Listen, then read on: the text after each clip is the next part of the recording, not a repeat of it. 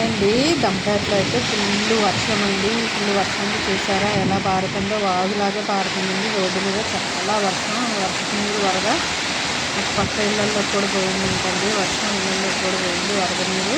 చూసారా అదిగోండి వర్షం ఎంత బాగా వరద, ఫుల్ వరద.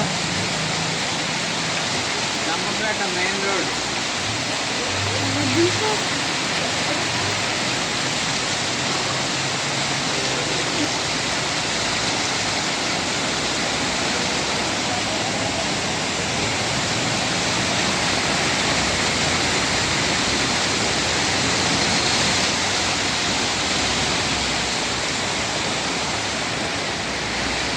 కాదు.